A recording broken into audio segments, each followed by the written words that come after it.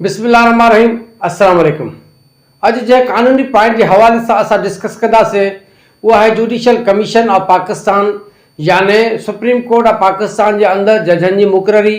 Honourable high courts जे पाकिस्तान जूं 4 high courts आहिनि ऐं 5 इस्लामाबाद जी, 5 जे अंदरि 5 अदालतुनि जे अंदरि याने हाई कोर्ट्स जे अंदरि जजनि जी मुक़ररी ऐं उन सां गॾोगॾु फेडरल याने वफ़ाक़ी शरई अदालत जे अंदरि जजनि जी मुक़ररी जे हवाले सां बि असां डिस्कस कंदासीं त आख़िर इन्हनि जजनि खे याने सुप्रीम कोर्ट ऑफ पाकिस्तान जे अंदरि या हाई कोर्ट्स जे अंदरि या वफ़ाक़ी अदालत जे अंदरि जेका जजनि जी मुक़ररी थींदी आहे उहा केरु कंदो आहे, उन छा तरीक़ेकार आहे। इन हवाले सां अॼु जो असांजो मौज़ू आहे। असां आईन पाकिस्तान 1973 जो मुलाज़ी कंदासीं। छाजे करे त आईन पाकिस्तान 1973 जे अंदरि पूरे पाकिस्तान जे अंदरि चाहे अदालती निज़ाम हुजे, चाहे जमहूरी निज़ाम हुजे याने पार्लियामेंट्री सिस्टम हुजे या कंहिं बि इदारे जे अंदरि जेकर को तरीक़ेकार आहे त उहो आईन पाकिस्तान में ई ॾिनल आहे ऐं उनखे ई फ़ोक़ियत हासिलु आहे। इन हवाले सां बाक़ी जेके उहे इदारा पंहिंजा रूल्स ऐं रेगुलेशन्स ठाहींदा आहिनि, लेकिन आईन पाकिस्तान घाटी करे या उनजे ख़िलाफ़ वर्ज़ी करे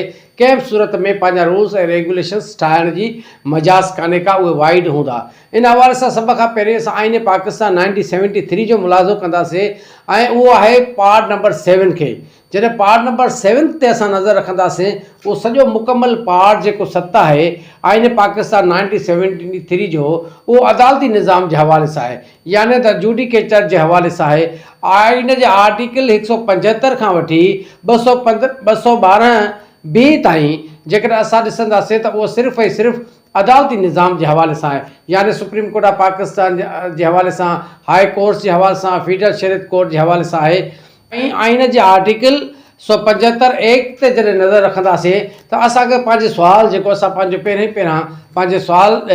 जे हवाले सां पंहिंजो ॿुधायोसीं त असांखे अॼु कहिड़े पॉइंट ते डिस्कस करिणो आहे, उन सुवाल जो जवाबु असांखे आईन जे आर्टिकल 175 में मिले थो, याने अपॉइंटमेंट्स ऑफ द जजिस to the supreme court of Pakistan, high courts and federal शरीयत कोर्ट। मां तव्हांखे ॿुधाईंदो हलां ही हिकु नई इंफॉर्मेशन जे हवाले सां, ख़ासि तौर ते घणनि दोस्तनि खे मता इन शइ जी ख़बर न बि हुजे त आईन जेको आहे आईन पाकिस्तान 1973 उहा शहीद ज़ुल्फ़िकार अली भुट्टो जॾहिं पाकिस्तान जो वज़ीर आज़म हो उन जे दौर में, यानी उहो बानी आहे आईन पाकिस्तान 1973 जो। लेकिन जेका फेडरल शरीयत कोर्ट आहे उहा 1973 जे आईन में उन जेको ज़िक्र थियल कोन हो, तश्कील थियल कान हुई। इन करे उहा 1979 में जॾहिं ज़ियालक जी मार्शल लॉ जो दौर हुयो, तॾहिं हुन जॾहिं हुदूद लॉ आंदो त आईन पाकिस्तान में चैप्टर 3A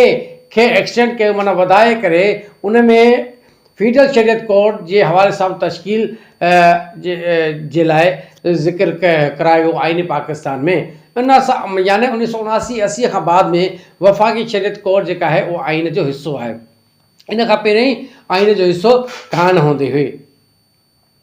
इन हवाले सां असां अचूं था पंहिंजे असुल मौज़ू ते त आईन जे article 175A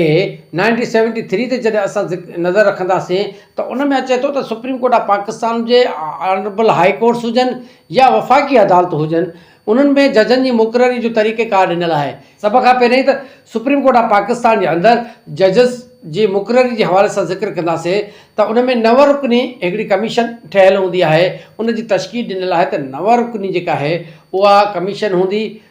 judicial commission of Pakistan में जे हवाले सां, जेका सुप्रीम कोर्ट जे अंदरि कंहिं बि जज जी मुक़ररी जे हवाले सां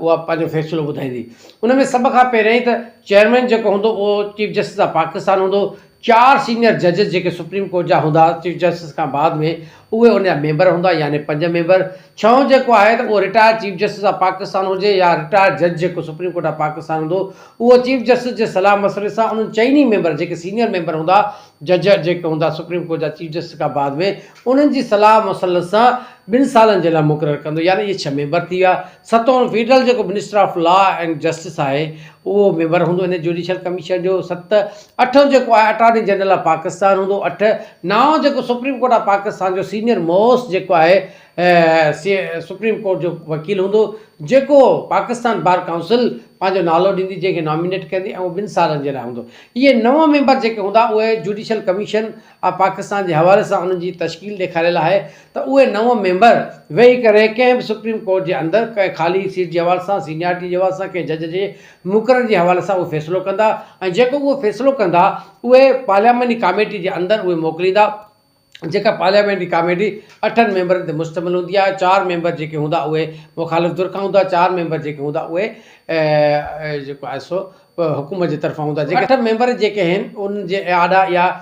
जुडिशल कमीशन ऑफ पाकिस्तान जे सुप्रीम कोर्ट जे जज जे हवाले सां जेका बि हूंदी उहो फ़ैसिलो रखियो वेंदो ऐं उन ते उहे फ़ैसिलो कंदा। 14 ॾींहं जे अंदरि अंदरि उनखे डिसीशन करे ॾियणो आहे। जेकर नथा कनि त वरी साॻी उन कमीशन खे उहे मोकिलींदा। उहो जेको फ़ैसिलो हूंदो उहो कंफर्म हूंदो जेको बि कंदी commission of Pakistan. High court जे जज जे हवाले सां मुक़ररी जे हवाले सां ज़िक्र कंदासीं त उहो बि उन आर्टिकल 175A आईन पाकिस्तान 1973 में ॾेखारियल आहे त उहे 9 मेंबर त साॻा ई रहंदा, लेकिन हाई कोर्ट जे अंदरि 4 मेंबरनि जो वाधारो थींदो। 9 + 4 13 मेंबर टोटल हाई कोर्ट जे अंदरि जेकर का जज जी मुक़ररी आहे त टोटल कमीशन जेका 13 मेंबर जी थींदी, न त सुप्रीम कोर्ट ऑफ पाकिस्तान जे हवाले सां उहा 9 मेंबरनि ते ई मुश्तमिल रहंदी। जॾहिं हाई कोर्ट जे हवाले सां 13 मेंबरनि जी कमीशन उहा जुडिशल कमीशन ऑफ पाकिस्तान थींदी त 4 मेंबर जेके हाई कोर्ट जा हूंदा उनमें उन वास्तेदार जेको सूबो हूंदो जंहिंमें जज जी मुक़ररी थिए थी उनजो चीफ जस्टिस हाई कोर्ट जो हूंदो, उनजो जेको सीनियर मोस्ट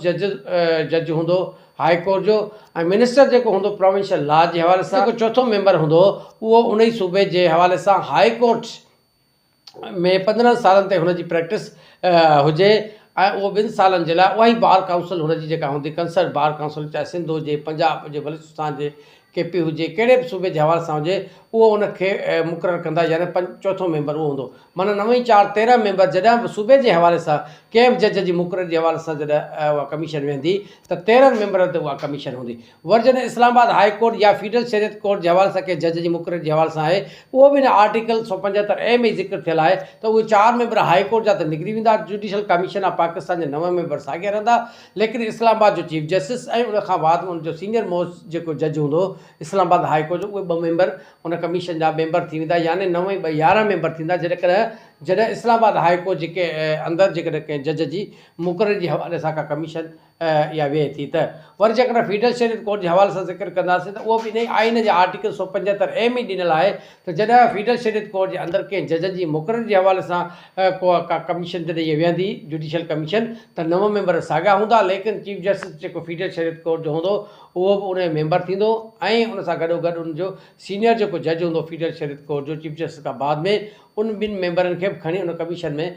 मेंबर बनायो वेंदो, यानी 11 मेंबर। फीडरल शरीयत कोर्ट जे हवाले सां मां तव्हांखे ॿुधायो त जॾहिं मुक़ररी थींदी त 11 मेंबरनि जी कमीशन थींदी, 9 त साॻिया रहंदा जुडिशल कमीशन जा, 2 फीडरल शरीयत कोर्ट जा। इस्लामाबाद हाई कोर्ट सां मुंसलिक जेकर कंहिं जज जी मुक़ररी थिए थी त 2 मेंबर इस्लामाबाद हाई कोर्ट जा मां तव्हांखे ॿुधाया, 9 मेंबर साॻिया जुडिशल कमीशन जा रहंदा, यानी 11 मेंबर। वरी जॾहिं हाई कोर्ट जे हवाले सां मुक़ररी थींदी त 4 मेंबर हाई कोर्ट जा हूंदा जेके तव्हांखे मां ॿुधाया, 9 + 4 13 मेंबर हूंदा। ऐं जॾहिं ख़ालिस सुप्रीम कोर्ट ऑफ पाकिस्तान जे हवाले सां कंहिं जज जी मुक़ररी जे बारे में इहा कमीशन वेहे थी जुडिशल कमीशन आईन जे आर्टिकल 175A जे मूजिबि त उन जा 9 मेंबर ई हूंदा।